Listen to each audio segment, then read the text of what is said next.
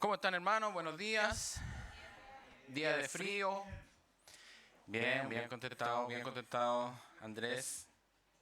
Día de frío, pero aquí estamos calentitos. Dios nos ha provisto de unos aires que mantienen un poquito más temperado el ambiente. Bien, vamos a comenzar la escuela dominical y vamos a orar para ello. Si escucha algo raro es porque están regulando el sonido y todas esas cosas. Pero usted no se asuste, usted clame al Señor nomás. ¿Ya? ¿Oramos? Padre, gracias por este día. Gracias por la bendición de ser tus hijos, Señor. Gracias porque colocas el deseo en nuestro corazón de poder asistir a este lugar para escuchar de ti. Escuchar tu voz, tu palabra, lo que nos quieras enseñar. Queremos conocerte más. Queremos tener mayor intimidad contigo. Ayúdanos, Señor, para que nuestro corazón esté dispuesto, abierto a recibir de ti. Gracias, Señor, por este tiempo. Bendice todo lo que se realice en esta mañana, la reunión que viene después, y que todo sea de mucha bendición para cada uno de nosotros. Tú nos conoces cómo hemos llegado, conoces nuestra necesidad, y tú puedes suplir todo aquello. Te damos las gracias en el nombre de Jesús, nuestro Salvador. Amén. Bien, niños, para afuera.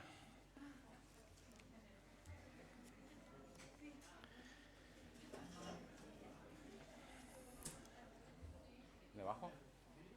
¿Apago? Ya. Pregunta de todos los domingos en la mañana. Que usted ya se la sabe la respuesta. Estamos en...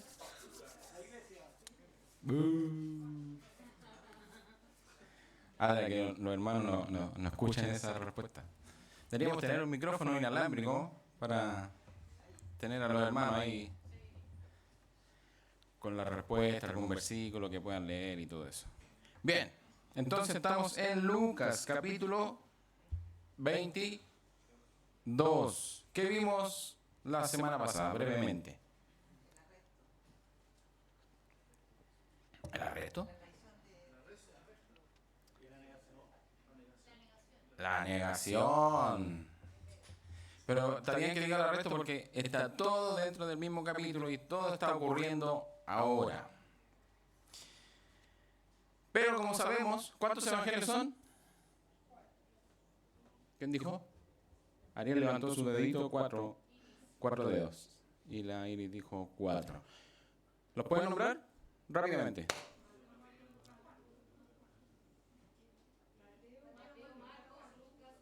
Mateo, Marcos, Lucas, Juan.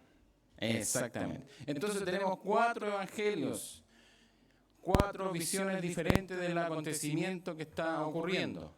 Yo no fui, por si acaso. 4 versiones. No quiere decir esto que se estén contradiciendo, que simplemente que algunos omiten alguna cosa, otros ven otra cosa que la agregan al hecho, pero todos hablan de lo mismo. Entonces, como es un pasaje de Jesús, de la vida de Jesús, vamos a ir analizando con cada evangelio qué está pasando aquí, para tener un orden de lo que está ocurriendo. Así que, vimos entonces lo que pasó la semana pasada con nuestro querido amigo Don Pedro. Vimos su vida, vimos su ministerio, digamos, que él anduvo con Jesús. ¿Alguien se acuerda de algo que se nombró la semana pasada? Rápidamente. ¿Algún evento especial de Pedro en la vida del ministerio con Jesús? Le ayudo. Él caminó por el agua. Bien, él caminó por el agua. ¿Qué más? Tenía arrebato, muy bien. Cuando Jesús preguntó, ¿quién dice la gente que soy yo? ¿Quién respondió? ¿Y qué dijo Pedro? Que era el Mesías. Pero ¿cuál era la falla que vimos la semana pasada? Se le subió el ego. Porque ¿quién le estaba diciendo que iba a ser zarandeado? ¿Era un amigo? ¿Era el Señor? Y él se atreve a decirle al Señor, no, hasta la muerte. Vimos entonces la semana pasada cómo Pedro lamentablemente cayó en esta negación y fue una terrible negación, porque otros evangelios hablan de que él juraba por Dios de que no lo conocía. A ese nivel llegó la negación de Pedro. Vamos a leer entonces lo que sigue para que tengamos el contexto y después vamos a ir mucho, así que prepare, ojalá tenga su Biblia, libro, porque en celular es un poquito más complicado, irse para allá, para un libro o al otro. Ojalá tenga su Biblia con libro para ir de un evangelio a otro. Vamos a ir leyendo harto este día, porque somos iglesia bíblica. Leemos entonces, estamos en Lucas 22, versículo 63. Ahí vamos a partir. Dice, vamos a leer hasta el final para que tengamos el contexto. Dice, y los hombres que custodiaban a Jesús se burlaban de él y le golpeaban. Y vendándole los ojos, le golpeaban el rostro y le preguntaban diciendo, profetiza, ¿quién es el que te golpeó? Y decían otras muchas cosas injuriándole. Cuando era de día, se juntaron los ancianos del pueblo y los principales sacerdotes y los escribas, y le trajeron al concilio, diciendo, ¿eres tú el Cristo? Dínoslo. Y les dijo, si los dijere, no creeréis, y también si os preguntare, no me responderéis, ni me soltaréis. Pero desde ahora el Hijo del Hombre se sentará a la diestra del poder de Dios. Dijeron todos, ¿luego eres tú el Hijo de Dios? Y él les dijo, vosotros decís que lo sois. Entonces ellos dijeron, ¿qué más testimonio necesitamos? Porque nosotros mismos lo hemos oído de su boca. Esa es la porción del día de hoy. Ya. Como les dije, esto está escrito en 4 versiones. Lucas omite una parte de todo este acontecimiento que está ocurriendo aquí. No registra, por ejemplo, los detalles que pasó con Caifás, así que los vamos a ver, porque tenemos que ver qué está pasando. ¿Por qué dice, y los hombres que lo custodiaban empezaron a golpearlo? ¿Por qué? Si estamos viendo que Jesús, Pedro, dice, salió fuera y lloró amargamente. ¿Pero qué está pasando? Y vamos a ir entonces. Vamos a ir en orden de los eventos que están ocurriendo. Recordamos que Jesús estaba en el Getsemaní. ¿Qué estaba haciendo? Orando, muy bien. Tiene que ser más rápido. Orando. ¿Qué pasó? ¿Los discípulos que estaban haciendo lo acompañaron en su oración? Estaban durmiendo. Dice que por su tristeza se quedaron dormidos. Un buen detalle ese. Ahí llega entonces la turba, la gente, 200, 300, hasta podrían ser 600 personas que podrían haber llegado con Judas a buscarlo para arrestarlo. Ahí quedamos. Porque de aquí Pedro, sale la historia de Pedro aquí en el Evangelio de Lucas, pero vamos a ver qué acontece. El orden entonces de esto es para ser llevado a juicio. Sabemos lo que es un juicio porque vemos cómo funciona la justicia hoy en día. Y vamos a ver que aquí en este juicio no funcionó no había nada de justo en esta justicia. Entonces, lo primero que ocurrió, y vamos preparando nuestros deditos para ir a Juan capítulo 18. Vamos a ver qué pasó aquí.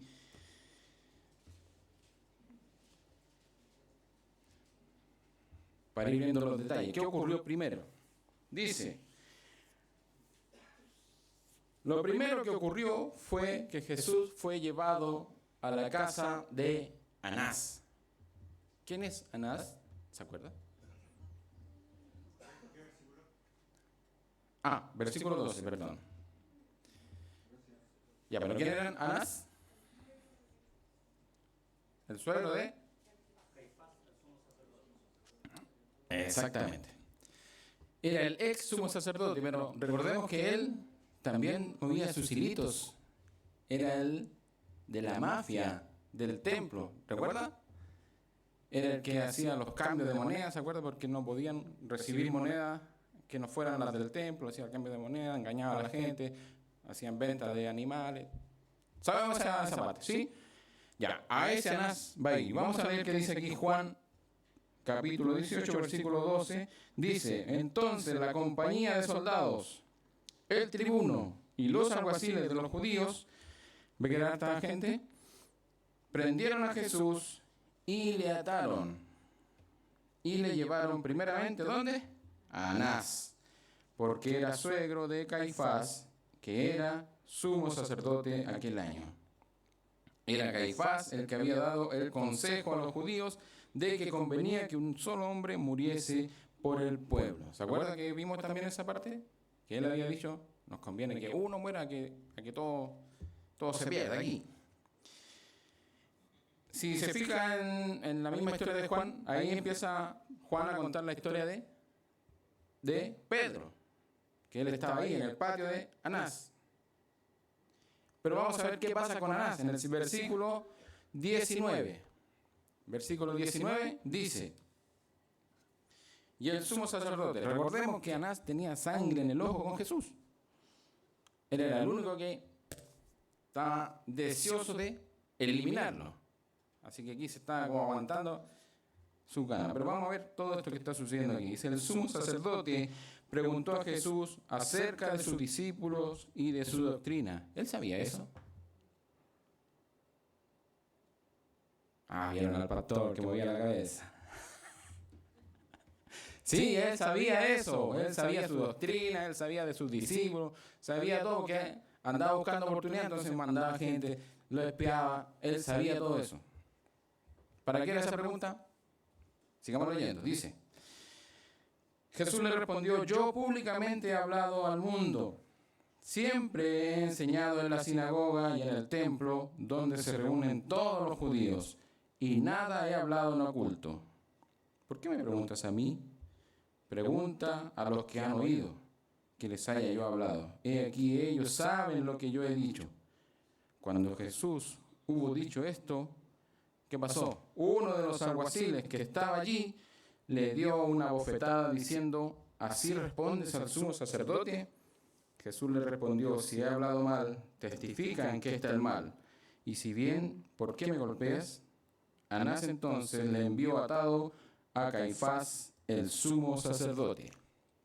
Eso pasó ante Anás. Y ese es el primer golpe que recibe Jesús. ¿Estaba permitido eso en un juicio de los judíos? No. Por eso Jesús le dice: ¿por qué me golpeas? No estaba permitido golpear al acusado. Entonces, yo no acostumbro a poner título porque a mí me cuesta poner título a lo que estamos viendo. Pero quise poner el título porque aquí está ocurriendo algo. Está ocurriendo lo que Jesús dijo en Lucas, por favor, Lucas. En el capítulo 22, el versículo 53. Aquí está ocurriendo esto. Dice: habiendo estado con vosotros cada día en el templo, no extendiste las manos contra mí. Porque podrían haberlo hecho antes. Pero dice: mas esta es vuestra hora y la potestad de las tinieblas. Era su momento. Por eso está ocurriendo este soltar de todo el pecado que hay en el hombre. Sigamos viendo. Entonces, primero llegó, ¿dónde? Anás. Terminamos de leer y dice que lo mandó, ¿dónde? A la casa de Caifás. Qué difícil era poder culpar a un inocente. Y estamos hablando de Jesús, que en él no había ninguna falla. Pero vamos a ver qué es lo que hacen estos hombres. Jesús entonces llevado al hogar de Caifás. Vamos a ir entonces a Mateo. A Mateo, capítulo 26.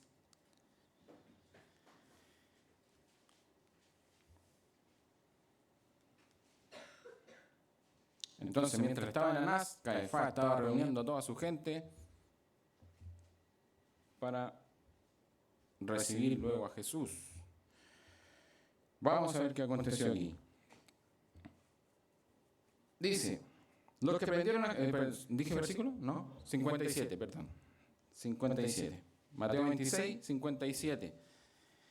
Los que prendieron a Jesús le llevaron al sumo sacerdote Caifás, a donde estaban reunidos los escribas y los ancianos. Mas Pedro le seguía de lejos hasta el patio del sumo sacerdote y entrando se sentó con los alguaciles para ver el fin. Dice, vamos a ver qué pasa aquí con Caifás, porque aquí entró al otro juicio. Podríamos decir que esta es la fase de juicio entre los religiosos judíos. ¿Qué pasó? Dice, y los principales sacerdotes, 59, y los ancianos, y todo el concilio buscaban falso testimonio contra Jesús para entregarle a muerte. ¿Estaba permitido eso en un juicio de los judíos? ¿Falso testimonio? No, ni siquiera ahora. No está permitido. Incluso era penado. Si se descubría que había falso testimonio, era penado con castigo o muerte. Testigos falsos. Pero aquí dice que los buscaban. ¿Qué significa que los buscaban? Tú, di esto. ¿Qué puedes decir contra Jesús? Vamos. ¿Qué pasó? Y no lo hallaron, 60. Aunque ¿cuántos? Muchos testigos falsos se presentaban. No pasaba nada, no había concordancia, no servía lo que decían estos testigos falsos. Pero al fin vinieron dos testigos falsos que dijeron, este dijo, puedo derribar el templo de Dios y en 3 días reedificarlo. ¿Dijo eso Jesús? Ya. Y levantándose el sumo sacerdote le dijo, ¿no respondes nada? ¿Nada? ¿Qué testifican estos contra ti? Mas Jesús callaba. O sea, Caifás le hervía la sangre por dentro porque Jesús ni siquiera nada. Porque ¿qué quería Caifás? Que con estos testigos falsos Jesús dijera, ¿dónde? Si yo no dije eso. ¿Me entiendes? Pero Jesús callaba. Le hervía la sangre a este querido Caifás.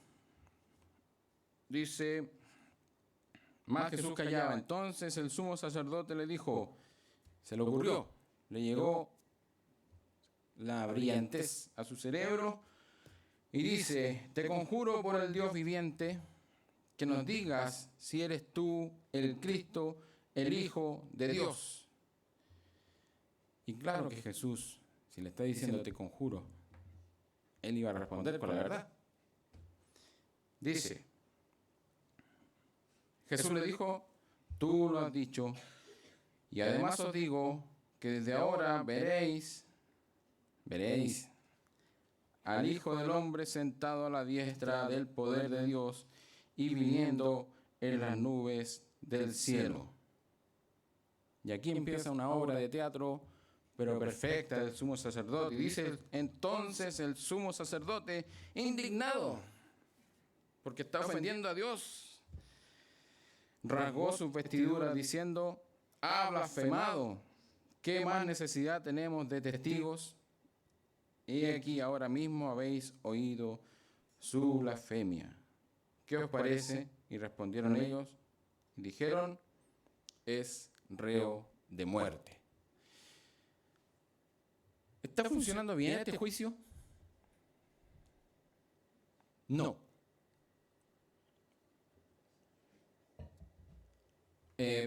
¿Cómo funcionaban los juicios en ese tiempo? De hecho, son las bases de lo que es el derecho, el sistema judicial que tenemos hoy. Básicamente, la ley ordenaba 3 requisitos en el procedimiento judicial. Dice, estos 3 requisitos son un juicio público, mal. ¿Dónde estaban? En la casa de Anás, en la casa de Caifás. ¿Era público? No. Ya tenemos primer falla. Segundo, un defensor para el acusado. ¿Se habla de un defensor? Nada. Tercero, una confirmación de la culpabilidad por medio de testigos. ¿Y ellos qué estaban inventando? Esos testigos falsos. Por eso era muy penado que el testigo, si estaba mintiendo, era penado. Porque era algo de vida o muerte. Están acusando a alguien y si un testigo está diciendo que esa persona debe morir y es falso, la pena que está causando también iba a ir para él. Entonces todo mal. Todo mal en el juicio de Jesús. Porque ¿qué pasó? El procedimiento fueron en la casa del sumo sacerdote de Anás. Fue juzgado sin una defensa, lo vimos. Y el veredicto fue inmediato. En un juicio, el veredicto se daba en 2 o 3 días. ¿Por qué? Porque así los judíos decían para que los que estaban a cargo masticaran bien toda la situación, durmieran, descansaran, siguieran pensando, porque no era llegar y ya, vamos a matarlo. Todo era muy delicado, esperando que haya alguna defensa, algún testigo, era así. Pero aquí no ocurrió eso, ¿qué pasó? Dijo el sumo sacerdote, que tampoco debía haberlo dicho él, porque era en grupo, es reo de muerte. O sea, la gente empezó a decir, es reo de muerte. Cuando decía, no, hay que matarlo. Por eso le dije yo, esta es la potestad de las tinieblas. Es el tiempo de ellos. Están con rienda suelta para hacer lo que quieran. Sigamos. Entonces, estamos donde Caifás. Vamos a ver qué dice Marcos.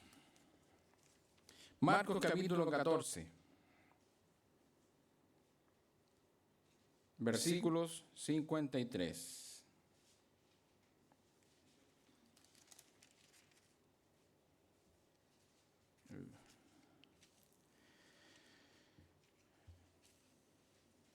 Vamos a ver, esto es lo mismo, pero vamos a ver la visión que escribe Marcos. 53 al 59 dice: trajeron pues a Jesús al sumo sacerdote y reunieron todos los principales sacerdotes y los ancianos y los escribas, y Pedro le siguió de lejos. ¿Ve que es lo mismo? Hasta dentro del patio del sumo sacerdote, y estaba sentado con los alguaciles calentándose al fuego. Y los principales sacerdotes y todo el concilio buscaban testimonio contra Jesús para entregarle a la muerte. Ni siquiera a juicio, para entregarle a la muerte, pero no lo hallaban. Porque muchos decían falso testimonio contra él, mas sus testimonios no concordaban. Aquí explica Marcos qué pasaba con esos testimonios. No concordaban. 57. Entonces, levantándose unos, dieron falso testimonio contra él, diciendo: nosotros le hemos oído decir, yo derribaré este templo hecho a mano, y en 3 días edificaré otro hecho sin mano. Ya vemos lo que específicamente estaban diciendo estos testigos falsos. Vimos la otra versión, ahora está la otra. Pero ni aún así concordaban en el testimonio. Entonces el sumo sacerdote, levantándose en medio, preguntó a Jesús diciendo: ¿no respondes nada? ¿Qué testifican estos contra ti? Mas él callaba y nada respondía. El sumo sacerdote le volvió a preguntar y le dijo: ¿eres tú el Cristo, el Hijo del bendito? Y Jesús le dijo: yo soy. ¿Se dan cuenta? Y veréis al Hijo del Hombre sentado a la diestra del poder de Dios y viniendo en las nubes del cielo. ¿Se dan cuenta que es lo mismo que Juan? Entonces el sumo sacerdote, rasgando sus vestiduras, dijo: ¿qué más necesidad tenemos de testigos? Habéis oído la blasfemia, ¿qué os parece? Y estos le condenaron, declarándole ser digno de muerte. Y aquí comienza Lucas, donde empezamos, el 63, 22-63. Eso fue lo que pasó. Porque aquí Marcos especifica el 65 y dice: algunos comenzaron a escupirle y a cubrirle el rostro y darle de puñetazos y a decirle: profetiza. Y los alguaciles le daban de bofetadas. Ahí entonces Jesús se presenta ahora ante el concilio. Entonces este juicio ante los religiosos judíos tiene tres fases. Primero, donde Anás, que no tuvo mucho provecho. Luego donde Caifás, que le sacó esta blasfemia, entre comillas. Y ahora va al concilio. ¿A qué hora fue esto? Vamos a ver. Entonces Jesús va al concilio. ¿Cuál era el concilio? El Sanedrín, los principales sacerdotes, los escribas, los ancianos del pueblo, todo eso. Entonces, mientras iba para allá, entonces, los hombres que custodiaban a Jesús se burlaban de él, le golpeaban y vendándole los ojos, le golpeaban el rostro. ¿Se imaginaba eso? Le vendaban los ojos para golpearlo. Había ya un ensañamiento con Jesús. Y le preguntaban diciendo, profetiza, ¿quién es el que te golpeó? Vemos cómo Jesús rehusó usar su poder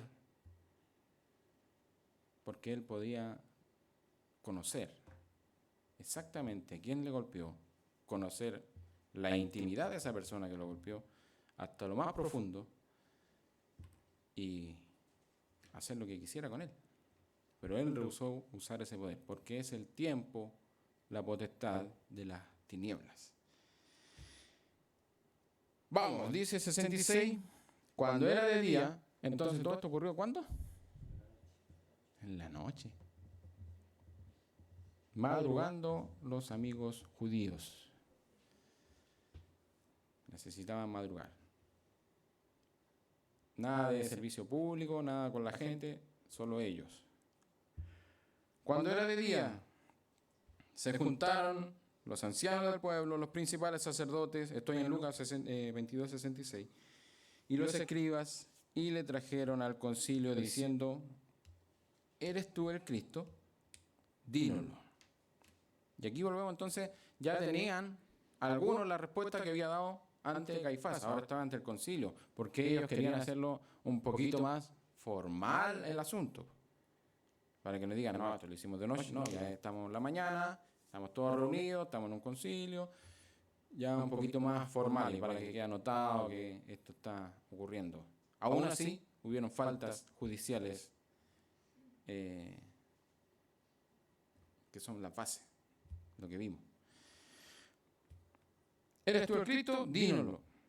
Y les dijo, si os lo dijere, no creeréis. Claro, porque ellos no estaban interesados en saber si era el Cristo o no. Ellos querían ¿qué? Solamente querían matarlo. No les interesaba saber si era el Mesías. ¿Y ellos sabían que era el Mesías? ¿O no? ¿Sabían o no? Bien.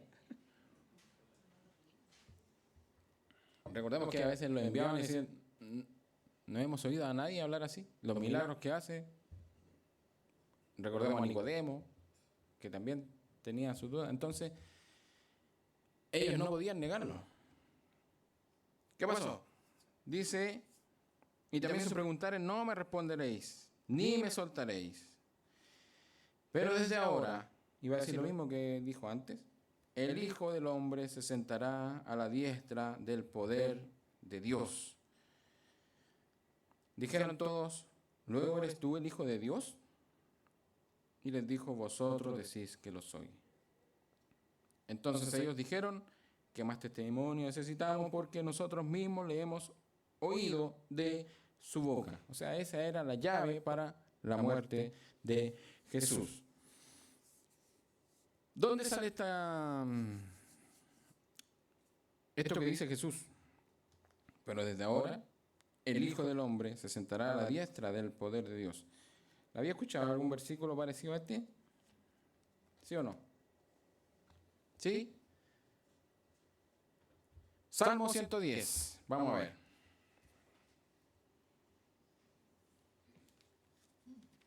Este Salmo 110 también lo cita Jesús cuando está hablando en algún momento.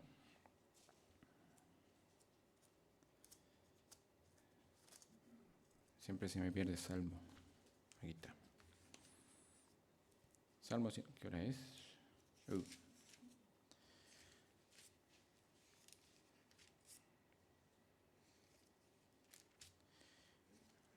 Salmo 110. Tiene muchos salmos. El libro de Salmos. A veces se me pierde. Salmo 110. Versículo 1 dice: Jehová dijo a mi Señor, siéntate a mi diestra. Jehová dijo a mi Señor. ¿De quién está hablando? ¿Se acuerda cuando Jesús habló de eso? Siéntate a mi diestra hasta que ponga a tus enemigos por el estrado de tus pies. Siéntate a mi diestra. Ahí tenemos una referencia entonces de lo que Jesús está diciendo. Y ya lo había dicho en un encuentro con los fariseos, también había dicho eso. Había recordado este asunto. Jesús entonces les está diciendo quién es Él. Y le está diciendo: el Hijo del Hombre se sentará a la diestra del poder de Dios. ¿Qué nivel es ese? Vamos a ver algunos versículos que nos hablan más acerca de esto. ¿De qué estamos hablando? ¿De qué nivel de poder es este? Mire, Primera de Corintios, capítulo 15.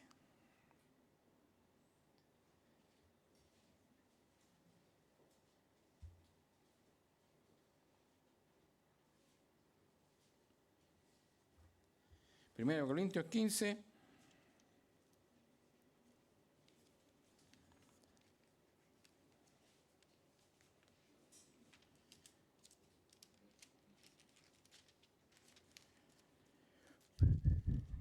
Perdón. Soy un poquito lento, perdón. Ya, 15, versículo 25 al 27 dice, versículo 25, 15, versículo 25 al 27, porque preciso es que Él reine hasta que haya puesto a todos sus enemigos debajo de sus pies. De nuevo.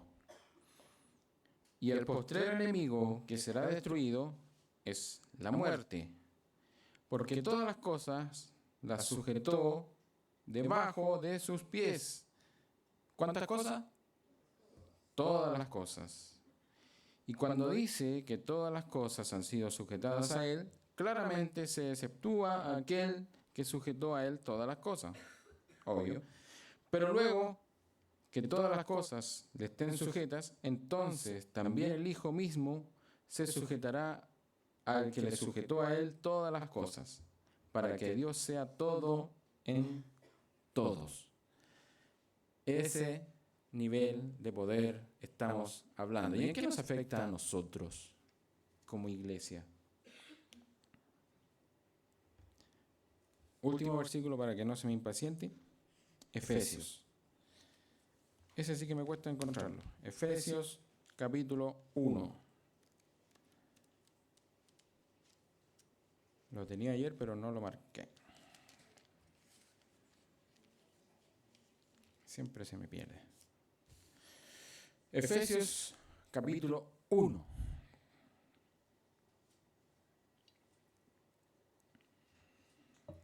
Dice, versículo 18 al 23, al final.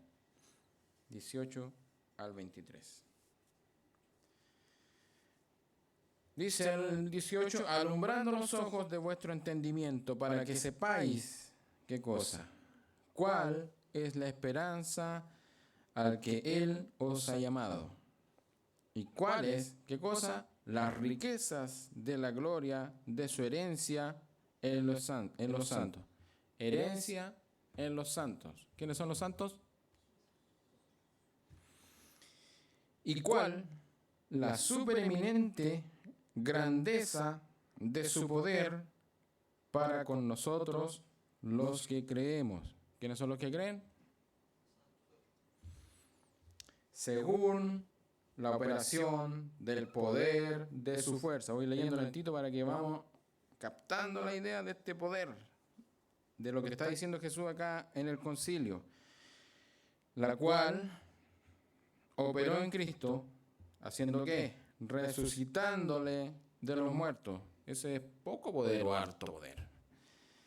Resucitándole de los muertos y sentándole, ¿dónde? Lo mismo que dijo Jesús, a su diestra en los lugares celestiales. Y aquí vamos a ver sobre qué está. Sobre todo principado y autoridad. ¿Hay alguna autoridad que no esté bajo el poder de Dios? No, nada. Y poder y señorío y sobre todo nombre que se nombra, no solo en este siglo, ya no todo, sino también en el venidero, o sea, aquí y allá. Y sometió todas las cosas, lo mismo, lo vimos recién, bajo sus pies y lo dio por cabeza sobre todas las cosas. ¿A quién?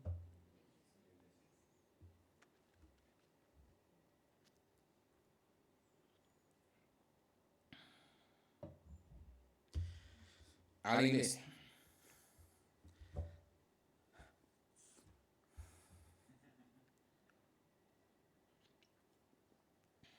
Es fuerte esto. La cual es su cuerpo. Alguien que lo lea, por favor. La plenitud de aquel que todo lo llena en todo.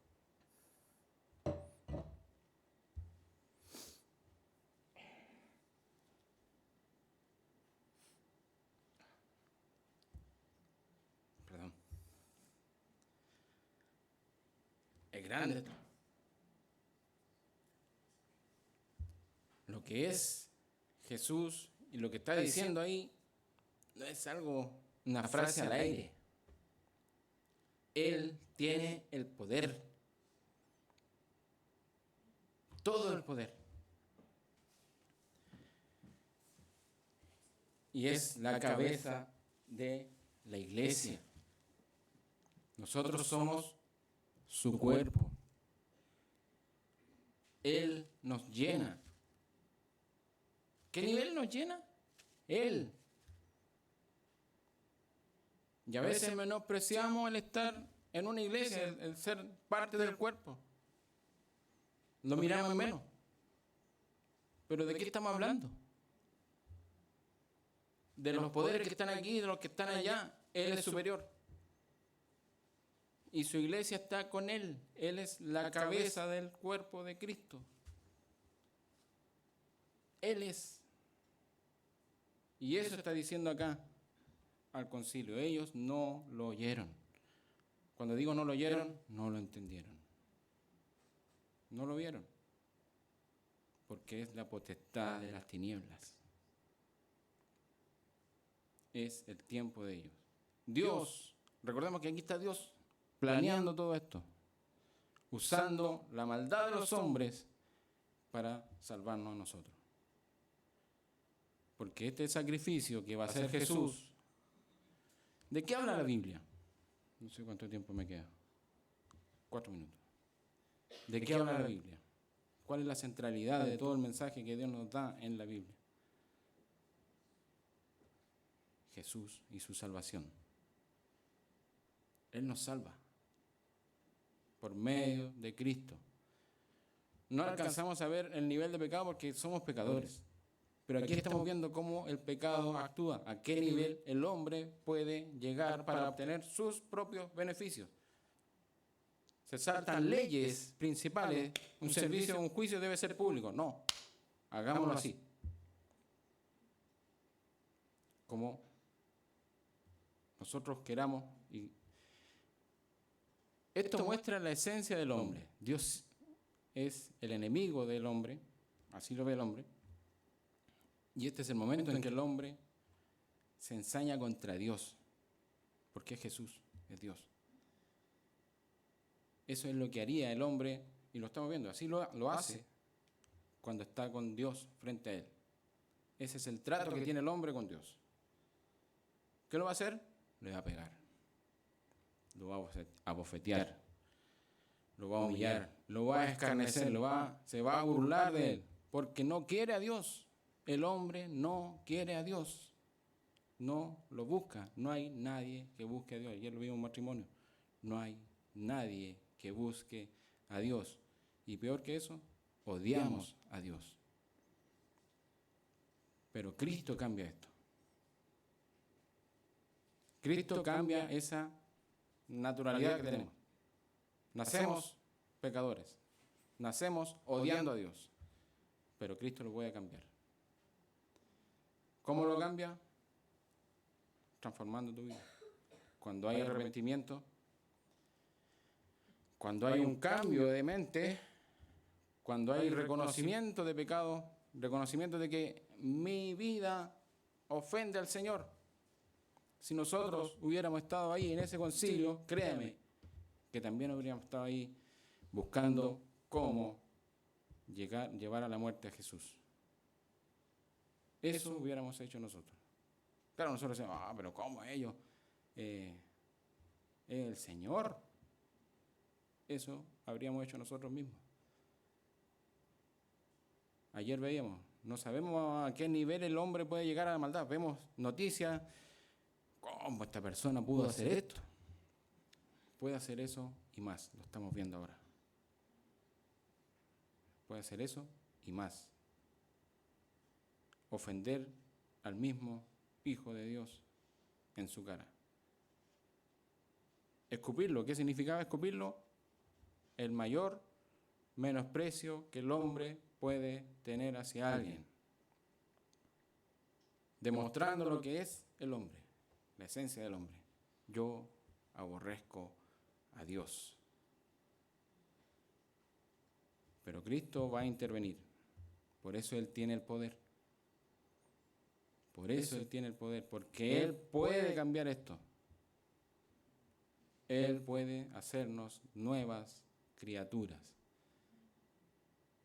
Que lo que antes no deseábamos, ahora lo deseamos. Lo que antes no amábamos, ahora sí lo podemos amar. Ese es el cambio que hace Cristo en el corazón del hombre. Y eso está ocurriendo aquí.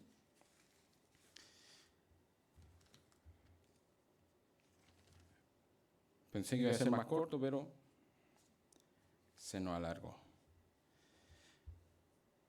Entonces,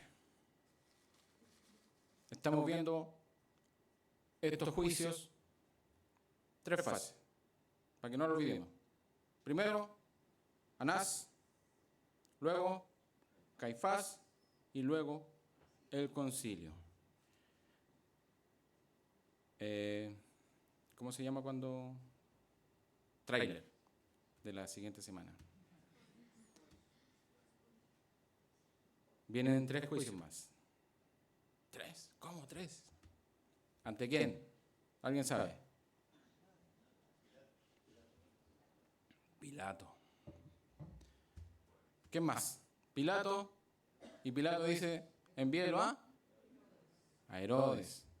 Y Herodes dijo, de vuelta a Pilato. Y eso lo veremos próximamente, a esta misma hora. Los niños se quedaron dormidos.